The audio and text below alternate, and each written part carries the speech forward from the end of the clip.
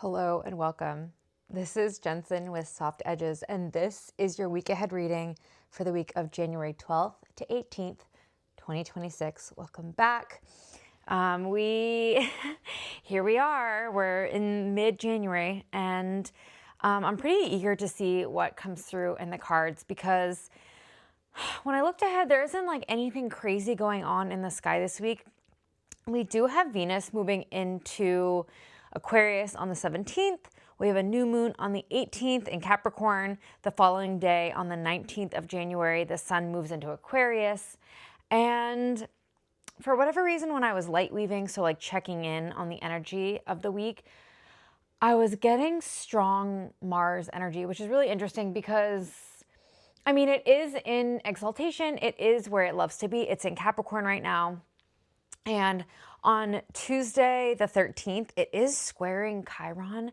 So I am curious to see if that's like a dominant energy of the week because there just felt like a lot of heat and action and some smoothing out that needed to happen. So let's see if that comes up in the cards.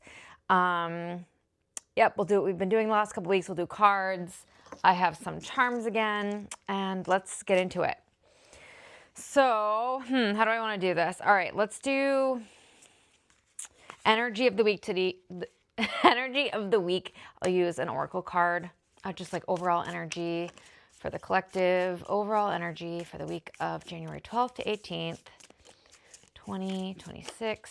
All right. We have friendship. I love that. Put that right there. And then the goal is always is to get only 3 cards for the week. We'll see what comes up. We go with what the angels say. All right, so Monday, Tuesday.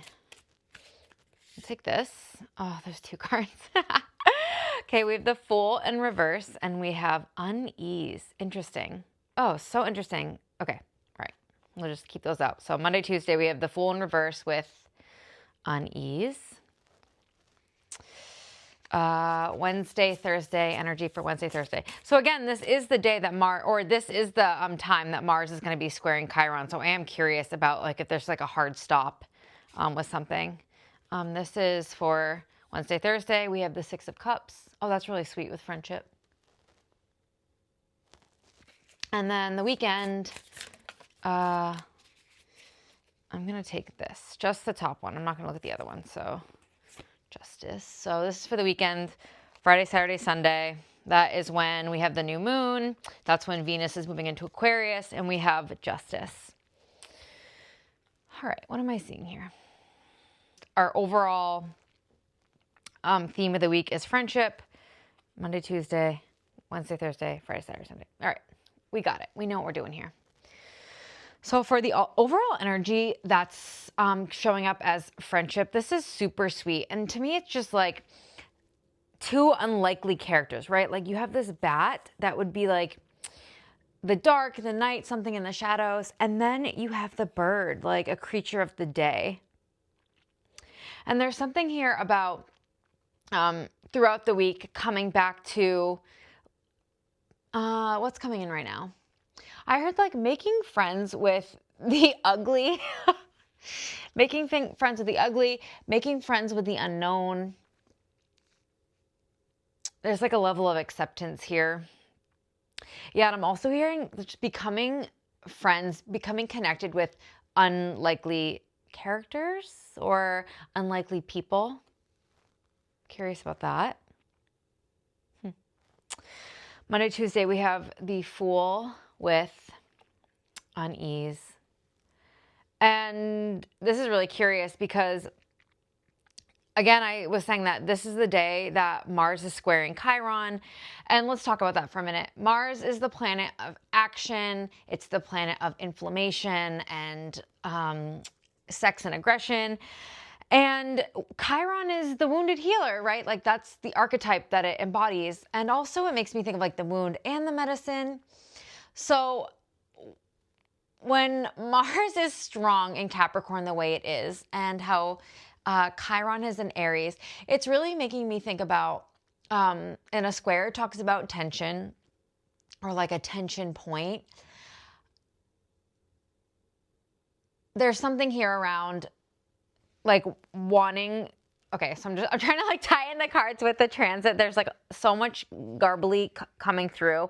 And maybe that's part of this transit, is like not knowing exactly sure how it's going to show up or what to do with like this friction that we might feel.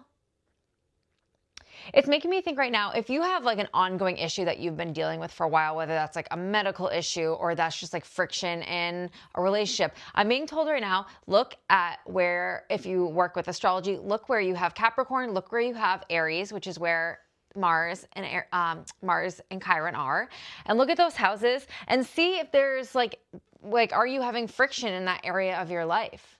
And if so, how? I'm just going to use myself as an example. I have Capricorn in the 11th, so like my groups, my connections, my long-term goals, and I have Aries in the second house. So it's making me think of like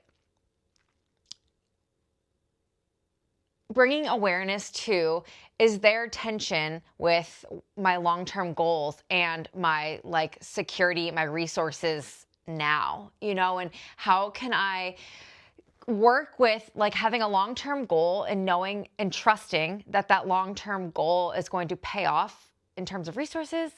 Again, this is just me. Look at where you have it in your own house. So I just want to come back to this.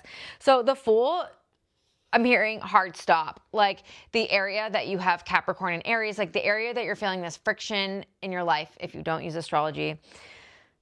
Where are you feeling like uncertain on how to move forward or not trusting in the way things are moving?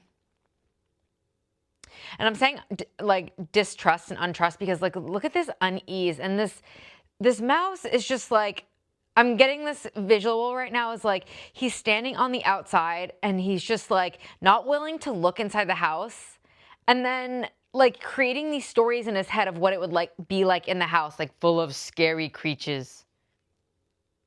Does that make sense? So like making up a story in our heads about what something might be like, and it's preventing us from just like exploring a solution, I'm hearing. So, okay, this is a lot of information. Let me like come back to the bones of this.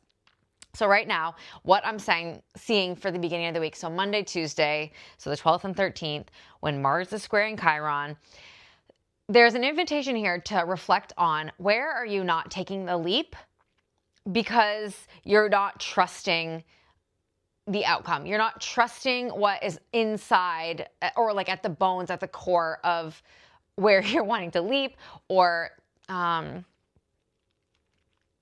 where are you not trusting yourself, right? This to me is like a mirror. Especially with friendship, are you not trusting yourself? Are you not trusting, are there like some ugliness showing up in your life right now and you're seeing like these ugly parts of yourself, but you're not making friends with it, you're just rejecting it? There's a lot of like self-limiting beliefs and like holding us back. So like noticing that at the beginning of the week. Wednesday, Thursday, we have the Six of Cups, and this is so sweet. I really love so many parts of the image in this card. So I see mushrooms, which talks to me about like symbiosis and communication, because mycelium communicate with like different plants in the forest in order to like decompose, in order to work through things. There's something here around, again, like coming with the friendship of it all. There's something here about like when you like can come to terms with this like perhaps shadow, whether that's a shadow side of you or someone else or part of your life, when you can make friends, the Six of Cups, with like a part of your past. It allows for you to break down the, again, self-limiting beliefs that you've had and become friends with this part of your life. And there's medicine available in there. That's the soothing over. With the frogs here, it makes me think of like our adaptability, because think of how frogs operate. They can like, they navigate both the land and the water with like ease and with just like this trust, this metamorphosis. Yeah, there's a lot of energy here and message around transforming ourselves through looking into the past, accepting what was, letting, like maybe doing some inner child work, decomposing, communicating with, talking with these old parts of ourselves in order to move through the self-limiting beliefs that I think are coming really in the forefront this week. I love this. And emotions might be able to come up, but know that you're able to navigate this. I'm especially noticing that because look at the way, oh, I'm just hearing too, like just be able to get curious. Get curious with yourself and others, and about your beliefs about something. So I'm further feeling like we have the skills to navigate because here we have justice. And I always think of, when I see this card, I think of clarity and the wisdom required to, and like inner knowing to be able to trust. So before we weren't trusting ourselves, we weren't trusting the unknown. And later in the week, we get really clear about the bones of a situation is what I'm hearing. There's like an equilibrium. This is like a week that actually flows really nicely. And again, we get this like new moon in Capricorn and we're able to really get clear and set intentions as we enter, the rest of the year around what it is we like, how we want to work through self-limiting beliefs. It'll be really important this year for us to get really clear on what we want. I talked about this last week. We're not in the year of the fire horse yet, but it's very close. It's within the month at this point because that happens in mid-February. And this is the time, this is the week that we're, especially with the new moon, like I said, Venus moving into Aquarius. So like these values that are more community oriented, they're more offbeat, they go against the grain. The week, if you were part of last week's reading, you'll remember that we talked about like, what is your wild side? This feels like the working with like who or what is your wild side and what would it be like to go off script. It was feeling into that last week. And then this week we're going off script now, right? We're getting really clear about like, okay, I wasn't able to go off script before because I had these beliefs about my life and myself that were based in my past. And now it's time to move through that in order for me to go off script. Like, what you're supposed to be doing. There's like these papers in his feathers, right? Like this makes me think of for whatever reason, like the Akashic records, like your higher self, your soul is moving towards something and you know what you're moving towards, but there's been like a lot of like garbled stuff that you've been like contending with, that now there's a transition that's happening right now. This is really exciting. And I don't feel fear for whatever reason in this because, right, like an owl eats mice. He could eat this right away, but he's not. There's just like an observing happening. Again, getting clear on how we're moving through, like, again, fear that we might be experiencing in our lives that are holding us back. Wow, big week this week. I really love that. I'm going to pull a few charms just to wrap this up and see what comes out.